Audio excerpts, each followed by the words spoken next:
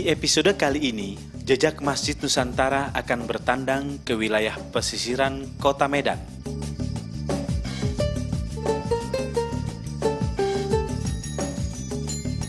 Tepatnya di daerah Labuan, Belawan. Daerah ini berjarak tempuh kurang lebih 2 jam melalui jalan darat dari Kota Medan.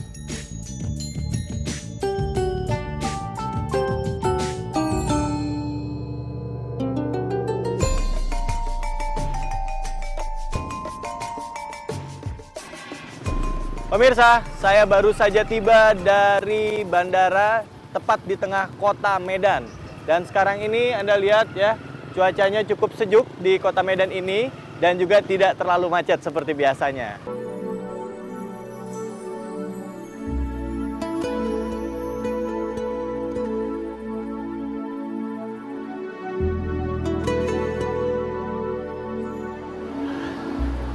Pemirsa, setelah tadi saya keliling Kota Medan dengan menggunakan Betor, salah satu kendaraan yang hemat energi ya.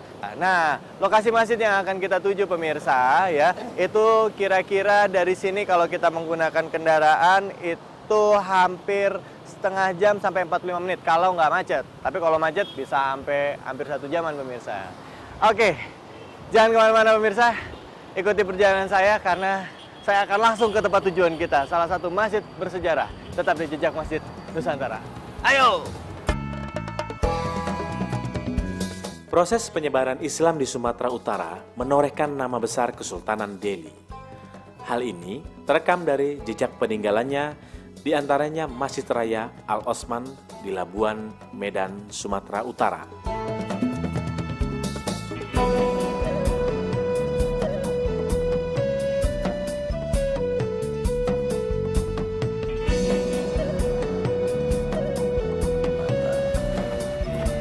Terima kasih, Mas.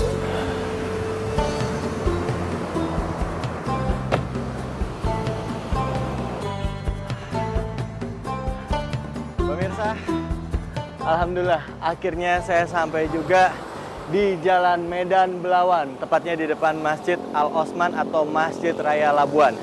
Kenapa saya kesini pemirsa? Karena di belakang saya ini ada sebuah masjid yang sangat bersejarah. Kenapa?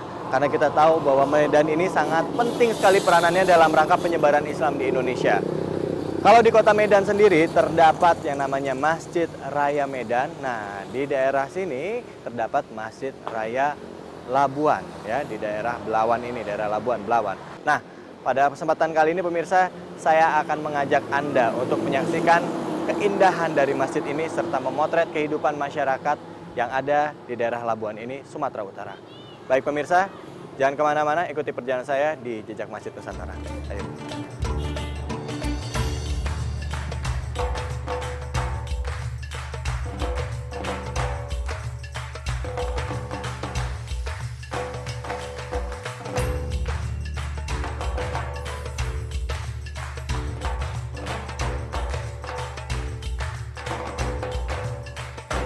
Pak Ahmad Faroni, iya. Anda sebagai Ketua BKN Masjid Al-Osman. Benar. Di Labuan ini. Labuan ini ya. Mungkin Anda bisa cerita mengenai asal mulanya dari berdirinya Masjid Al-Osman ini. Iya ya. Berawalnya berdirinya Masjid Al-Osman ini dari sebuah kerajaan Sultan Delhi yang pada saat itu berdomisili di daerah kita ini, daerah pesisir yang dikenal dengan Tanah Delhi. Tepatnya pada saat itu kerajaan istananya di depan masjid kita ini, dan inilah bangunan yang pertama sekali yang didirikan oleh kerajaan Sultan Delhi pada saat itu, tepatnya Sultan Osman Berkasalam, tepatnya tahun 1854. 1854. Jadi masjid ini ada di pekarangan dari atau di areal Kesultanan Delhi. Ya, benar sekali begitu.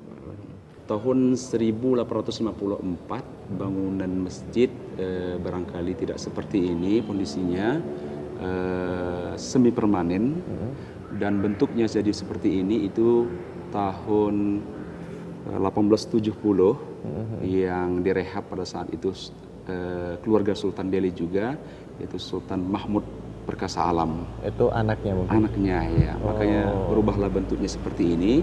Kalau kita bandingkan dengan tahun 1854 dalam bentuk semi permanen yang banyak dari buatan kayu-kayu, yang dari daerah-daerah jauh seperti Jerman, antara apa namanya itu ekspor barang dari luar negeri dikirim ke sini kemari. Dan itulah materialnya dulu. Iya, melalui pelabuhan Belawan. Barang-barangnya pada saat itu terbuat dari kayu yang sangat ya kuat lah. Gitu. Jadi karena melihat kondisi seperti itu, perpindahan Kesultanan Mahmud Perkasa Alam tahun 1870-an dirubahlah bentuknya menjadi seperti ini.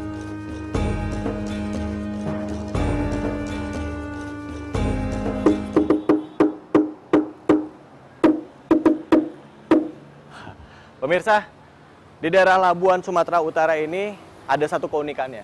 Ya, keunikannya itu tadi yang ada di belakang saya, yang saya pukul tadi, itu kentongan. Di mana kentongan ini digunakan sebagai tanda menunjukkan waktunya sholat sebelum azan dimulai. Nah, nggak cuma itu pemirsa ya. Tentunya pasti banyak lagi keindahan yang bisa Anda saksikan di Masjid Raya Labuan ini. Ini satu kekaguman saya pemirsa, terutama buat leluhur-leluhur kita atau nenek moyang kita, di mana pada saat itu peralatan untuk membangun sebuah bangunan, baik itu masjid dan lain sebagainya, masih sangat tradisional, tetapi masih tetap awet, kokoh, dan juga tetap indah sampai sekarang. Pemirsa, nanti kita akan ulas mengenai keindahan arsitektur dari Masjid Raya Labuan ini. Jangan kemana-mana, tetap di Jejak Masjid Nusantara.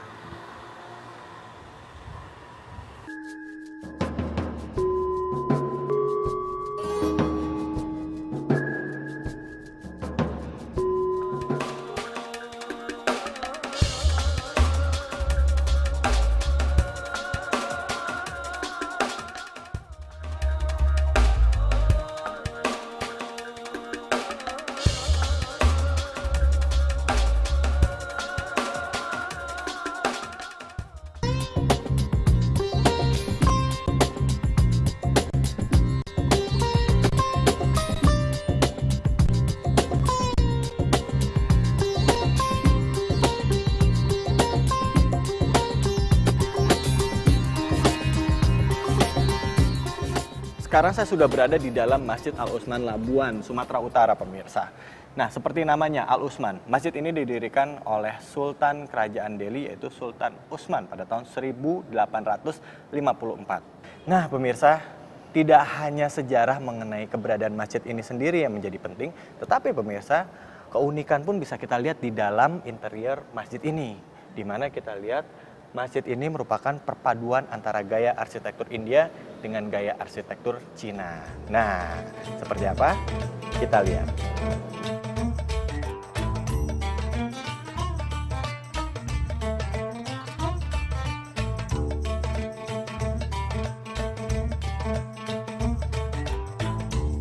Bangunan ini sendiri kan sudah ada banyak perpaduan ini. Kayak kalau saya tidak salah lihat dari pintunya, benar, ini seperti ada nuansa Cina ya. Ya. Ini baru apa udah lama, Pak? Sudah lama, barangkali ini tahun 18 ini kalau saya rasa. Pada saat itu ada kerjasama Chong Api. Chong Api itu ia seorang jutawan Cina yang kerjasama dengan Kesultanan pada saat itu, maka nampaklah motif-motifnya arah ke sana begitu. Oh iya, pantas, makanya saya bilang kok ada nuansa Cinanya ya. Betul. Dari pintunya, tetapi juga tidak hanya Cina, malah lebih besar, sebagian besar ini malah nuansanya India kalau menurut saya. Iya, Pak, ya. India dan Cina jadi. Nih, Kesultanan Delhi ini bukannya masih ada hubungan dengan kerajaan Samudra Pasai dari Sultan Iskandar juga? Ke sana juga ada. Gitu ya. Ya. Oke. Kembali lagi mengenai lokasi dari masjid ini. Berapa luas lokasi masjid ini? Lokasi ini luasnya barangkali 500 meter barangkali ada ya. Bangunan masjidnya? Iya, bangunan masjid. Kalau areal kompleks masjid ini sendiri? Aduh, barangkali ada 2 hektar atau 1 hektar? 2 hektar begitu. 2 hektar 2 ya? hektar ada. 2 hektar iya, ada. karena yang dilingkari oleh tembok-tembok. Iya, betul. apalagi di sampingnya kuburan-kuburan Muslim. Oke. Nah, Bisa dijelaskan secara deskriptif mungkin apa saja kalau kita lihat dari 2 hektar itu di bagian depan itu apa? Bagian dari 2 hektar itu apa saja, Pak? Kalau kita cermati bahwasanya bangunan ini luas 2 hektar ini kita perlukan untuk bangunan, kemudian untuk yang Bangunan bagian masjid ya, masjid utama, kemudian yang di belakangnya kita peruntukkan kantor BKM dengan kenaziran, dan di belakang juga tempat uduk. Kemudian di belakangnya lagi ada pekuburan-pekuburan Muslim Umum bisa dikatakan atau keluarga praumum lah begitu, praumum. praumum. Kemudian yang di depan, ini keluarga kerajaan semua. Makam Sultan juga di sini. Makam Sultan Utsmani yang pertama mendirikan. Tapi kalau Mahmud di Medan. Di Medan. Begitu. Jadi makam Sultan Utsman itu ada di sini. Ada di depan kita. Kalau masjid ini sendiri masih ada sisa-sisa kayunya yang dulu, Pak, bangunan dulu. Seperti ini. Mihrab mimbar. Ya, mimbar. Kemudian ada tabuh yang paling tua, umur. Oh, ini beduk. Beduk. Itu sampai sekarang kita simpan di belakang. Salah bangunan, Pak. Saya tadi ada selintas di benak saya. Saya melihat itu kaca patri itu yang di atas itu. Apakah itu memang sudah dari dulu? Apa? Yang mana itu? Kaca yang warna-warni itu, Pak. Oh, yang itu ya. Ya, itu memang diambil dari negeri Belanda. Oh, memang dari negeri Belanda ya? Iya. Saya melihat di atas nih, Pak. Oh iya.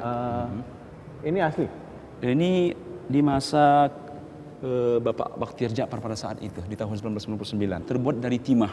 Oh, dulu terbuat dari timah? Timah murni, namun karena timahnya pada saat itu sudah ada yang bocor, sudah ada yang lekang, akhirnya dibongkar dan digantikanlah dengan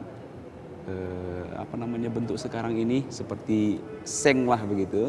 Nah, ini di dalamnya ini saya lihat ada nuansa gambar ya.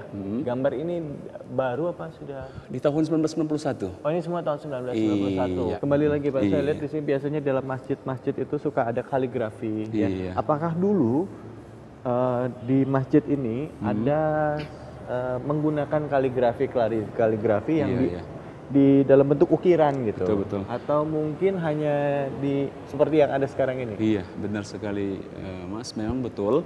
Kaligrafi ini memang ada sudah dari zaman dulu, tahun 18 lah begitu.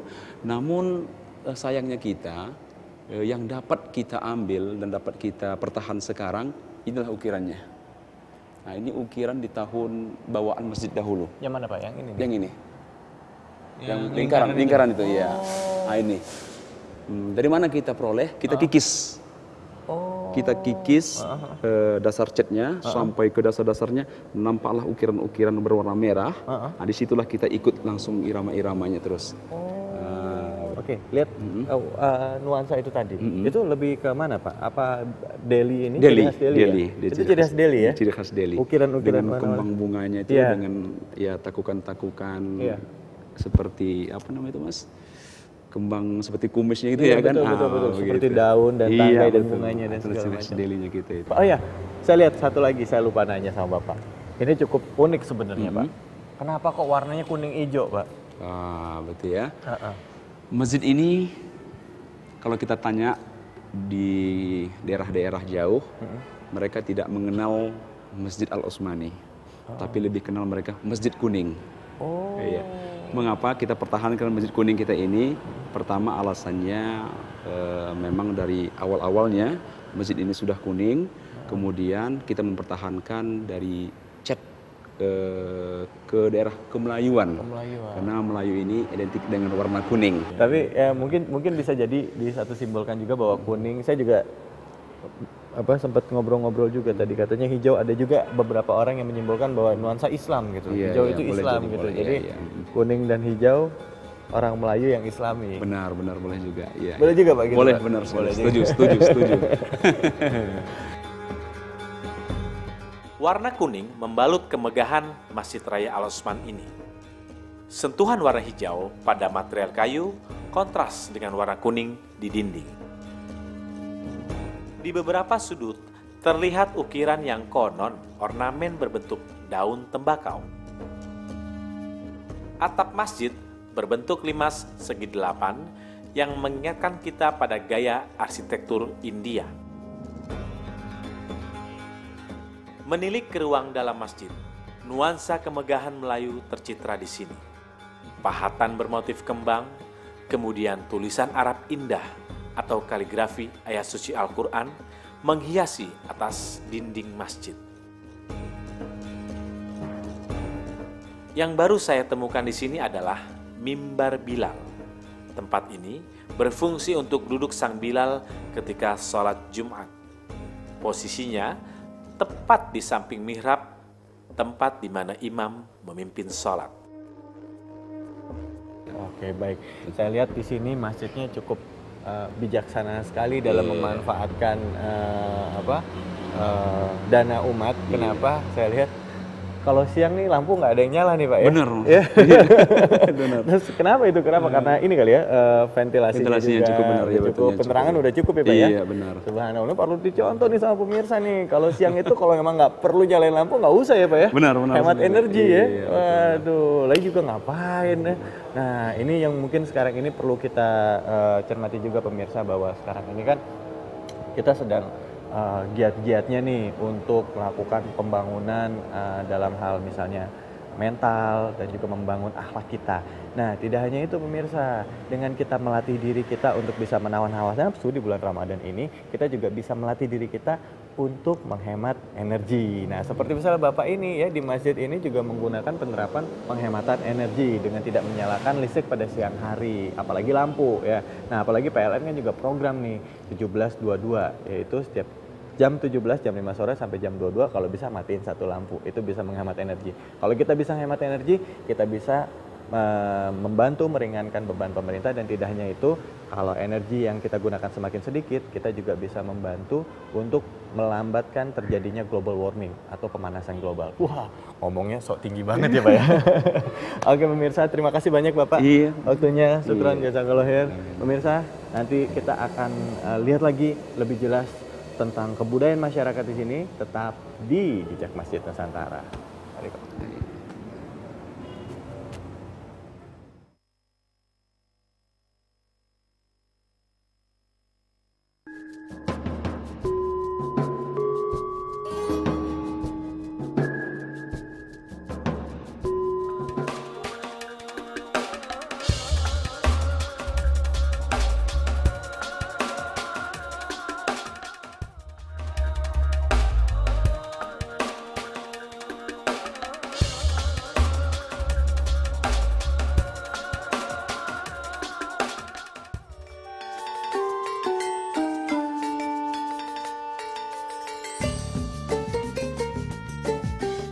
Dalam memanggil salat, Masjid Labuan memang beda. Jika umumnya banyak masjid menggunakan beduk, di sini tanda masuk waktu salat dengan bunyi kentongan. Umurnya ratusan tahun loh. Sedangkan beduk biasanya hanya difungsikan ketika bulan Ramadan. Pak Basuki Said, di sini kegiatan sehari-harinya apa Pak yang berhubungan dengan masjid? Di samping sholat berjamaah 5 waktu, juga kami mengadakan pengajian-pengajian yang diisi oleh Ustadz Ghazali Hasan selama 1 bulan 2 kali. Udah itu manasik haji untuk memberangkatkan jemaah haji yang dikelola oleh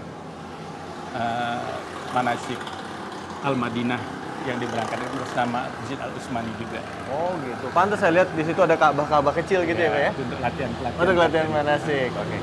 Nah, kalau bulan Ramadan Pak, ya atau menjelang Ramadan ada kegiatan khusus Pak di sini? Kegiatan khusus yaitu sebagaimana yang di masjid-masjid lain. Ya. Itu kita mengadakan buka bersama. Ya. Yang dengan ciri khas Melayunya yaitu bubur pedas. Wow. Yang digemari oleh masyarakat selain daripada masyarakat Labuan juga. Pak, saya lihat di sini cukup cukup luas juga lah ini. Kalau bisa dikira di depan ada makam ya, di belakang juga ada ruangan itu berbentuk rumah adat. Rumah adat ya. Itu ruangan apa itu Pak? Itu rumah adat untuk pertemuan-pertemuan. Apabila masjid ini akan mengadakan rapat-rapat mengenai kegiatan-kegiatan, kami mengadakannya di masjid, di rumah adat itu. Oh gitu. Jadi di rumah adat itu bikinnya Pak? Iya.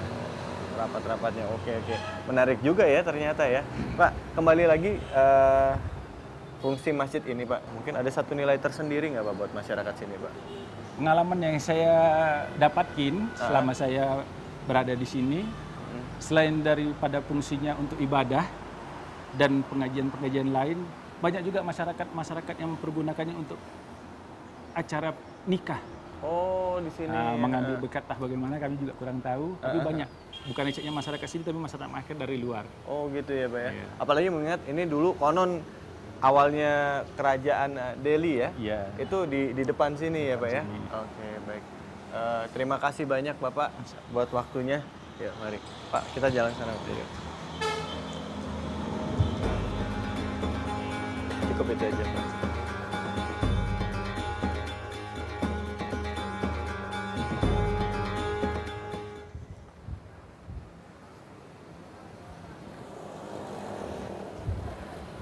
Pemirsa, manusia adalah khalifah di muka bumi ini.